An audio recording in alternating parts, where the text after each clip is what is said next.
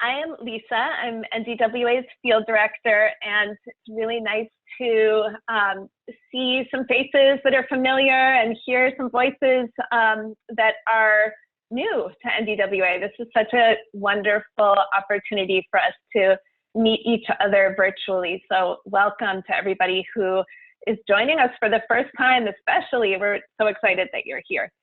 So, as Ame said, I am going to help us dig into history a little bit. And before I do that, I guess I'm glad that Cece mentioned this at the beginning of the call, that we at the National Domestic Workers Alliance, all of us, including all of you on this call, we really are the most recent generation of domestic worker organizing. But we are not the first generation by any stretch of the imagination. We are part of a very long legacy of domestic worker organizing that goes back hundreds of years. And we think it's really, really important and really useful to recognize our history and learn from it, especially as we're in this moment where we are fighting to win the kinds of rights and recognition that domestic workers need and deserve. It's really useful to look back over how previous generations of domestic worker organizing have faced similar challenges and moved us forward. We really owe a huge debt of gratitude to those previous generations and can learn a lot from them. So before we talk about history, I just want to pause on that point for a minute and think about and ask you all what you think. So again, you can write into the chat or say out loud if you're just on the phone. Why do you think it's useful to learn about the history of domestic worker organizing? What are some reasons why you think that might be helpful? What do you think? Okay. This is Pamela. I don't know if you can hear me in San Diego. I think it's important because I want to see what works in history, like how did they do it initially when they had no rights? How did they do it and what was effective? And to maintain those rights, to know our history so we can know what we don't want to go back to. We don't want to slide back into how it was, and we want to see what was effective. That's, to me, what I think is important.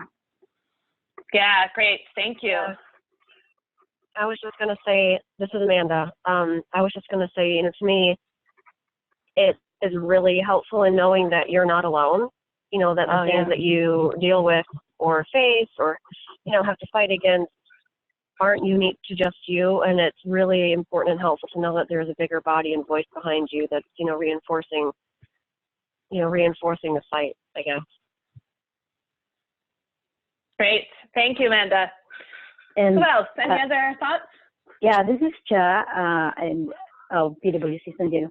Just to also to second the idea that, I mean, that Pamela Davis said that it's important to understand the root cause or the roots of our the oppressive roots, so that we can move forward and we are grounded with our the issues that we're fighting. So it's not just, you know, it's important that all of us go back to history, every member that we recruit, to really understand what we're fighting for, not just because of what's going on now. So, you know, so it's a tool for analysis also. We will be equipped with more analysis, more tools to understand our plight and moving forward. I'm just repeating myself. Yeah, that's, you know, basically myself. Great. I'm so glad you all brought up so many different reasons why history is, why knowing our history is important. I think you hit all the nails on the head. And you're right that we can't organize to change conditions in this sector without understanding how this sector, how the domestic work sector evolved to be structured the way it is. So I'm glad that you named that, the kind of analysis of what we need to shift and how. I think Pamela and Amanda, what you mentioned about understanding how previous generations have used different strategies, what tactics have worked, what hasn't worked, the piece about seeing ourselves as part of an arc of history. And you're right, I think one of the amazing things about being part of an alliance in the current moment is that we know that none of us are alone. But you just brought another dimension of that in, that we're not alone also in the sense that we're part of an arc of history, and some amazingly courageous and brilliant organizers in generations before us confronted very similar situations to the ones we're confronting now, and they were really bold in their actions and they moved us forward, and we're not alone because of them. And we're not alone because future generations of domestic worker organizers will look back at us, and we want to think about how we in this current moment can show up in ways that they will be inspired by. So we really think about history as a deep part of how we learn about what it will take to be really effective in this moment. So we at the National Domestic Workers Alliance have been working with some academic scholars at Smith College to produce a timeline of domestic worker organizing history in the United States, with all of those reasons that you all just raised, knowing that learning about our history can really help us shape what we do in the present. So because that really fancy, wonderful, searchable version is not quite ready yet, we have pulled up a few slides from it to share with you on this training, so that we can learn some about a little bit of the history of how and why domestic workers were excluded from labor protections, most labor protections, as we just talked about with MA, and also so we can learn some of this really rich history of how domestic workers have organized and have gradually won some of the rights that this workforce needs, and our work is really a part of that whole legacy.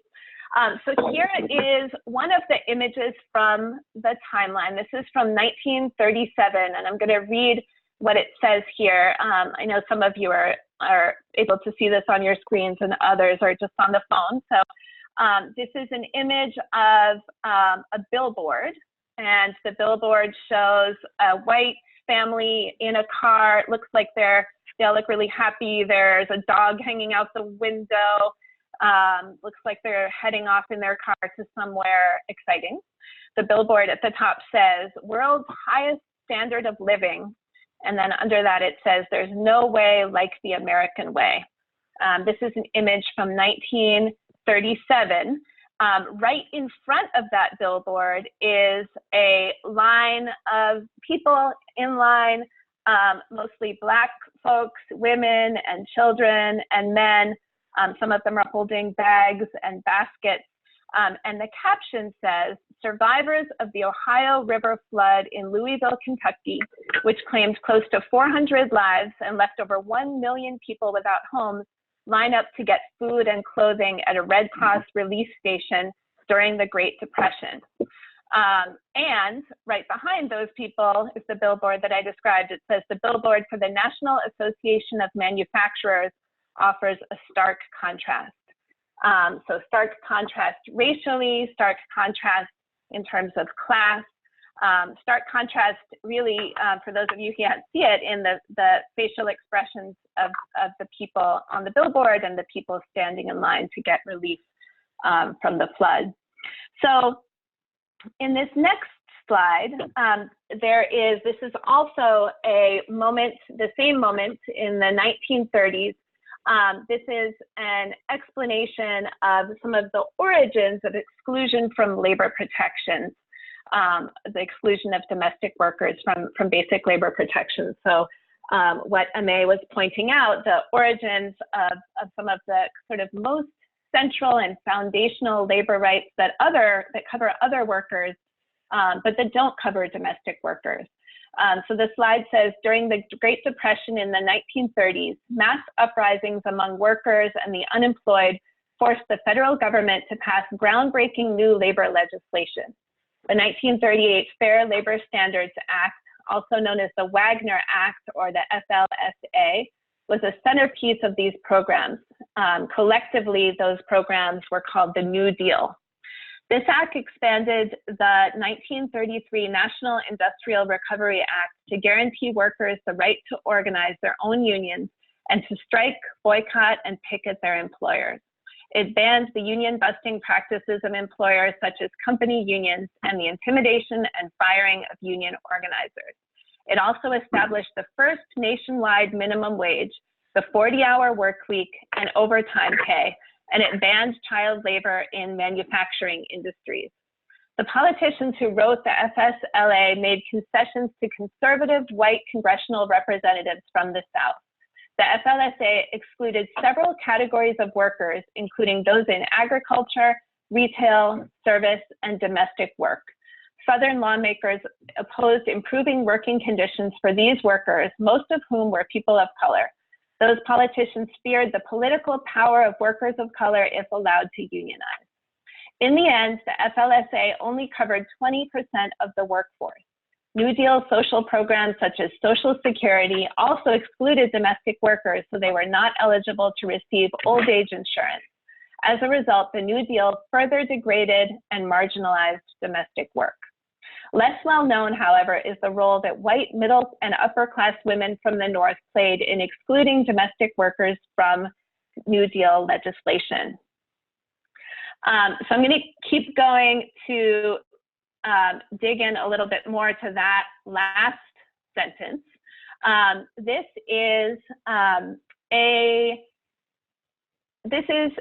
Sorry, I'm going to read this slide. This is a piece that was written. It's a critique of middle-class housewives and making visible the fact that women who were employing domestic workers in their homes were vigorously opposed to passing labor protections for domestic workers. So this is a piece written by Evelyn Seeley, and I'll read the first sort of paragraph or a half of it or so. It says, "The housewife stands condemned as the worst employer in the country. She is worse than Grindler Rand, the runaway factory owner and manufacturer with a string of sweatshops. At best, she ranks with Henry Ford, paternalist without his scientific efficiency." So this is a real critique of the fact that white women who employed domestic workers were vehemently opposed to domestic workers gaining even the most basic labor protections. So there was a lot going on in this period in terms of white women gaining more visibility and recognition, and at the same time vehemently opposing labor protections for the mostly Black and indigenous women who were providing services, doing work in their own homes. So these exclusions were both the product of the fear of Southern lawmakers of a Black workforce gaining political power, and the racism of white women opposing labor protections for other women who were doing work in their homes. So here's a piece of this history. Again, as I was saying, our timeline that we're building includes many, many different threads of history that lead us to our current moment, beyond what's described here in this very particular 2-year period of these two slides, 1937 and 1938. There are many sort of moments and factors and forces that led to the exclusions that Amé mentioned, and this is sort of one critical and pivotal moment when domestic workers could have been included in what were the really establishment of the very basic floor of protections for other workers, but instead were explicitly written out. So this, let's see, actually this is what I just described. I'm going to read this piece as sort of a companion to the one that we just saw. This was the slide called "No Union Will Regulate My Home." And it says, in 1920, women won the right to vote, though in practice, poor women and women of color would have to wait several more decades to actually gain access to the ballot. By the 1930s, white women held key policymaking positions in state and federal departments of labor, which led the fight for protective labor legislation. but they focused their efforts on factory and retail workers and disagreed when it came to domestic workers. Many women in this generation of middle-class progressive reformers employed household workers, since this enabled them to pursue careers. Most resisted having their homes, quote, become subject to state mandates or union demands, as historian Vanessa May has written. White middle-class women presented themselves as being morally righteous and incorruptible, the protectors of all women and children, to justify their entry into government. As a result, quote, the idea that middle-class women had to be prohibited by statute from abusing their domestic help undermined their claims that they, by virtue of their racial, gender, and class position, were particularly sympathetic to the needs of disadvantaged women. Only those feminist organizations that had working-class women in positions of leadership joined the movement to pass legislation to protect domestic workers. In 1938 and 1939, for example, the Women's Trade Union League, a cross-class coalition led by working-class women, worked closely with the Domestic Workers Union in New York City. Together, they, quote, attempted to pass 3 bills providing labor standards for domestic workers in New York State, one mandating a 6-day, 60-hour work week, one providing minimum wage, and one including domestics in workers' compensation laws. Their efforts met with defeat. Conservative lawmakers opposed the bills, but the majority of New York's progressive women's organizations also refused to support this legislation. So we are going to talk about what we just heard about from this period spanning the 1920s into the late 1930s. And we have 3 discussion questions. First of all, why were domestic workers excluded from labor protections? Second, who was responsible for excluding them?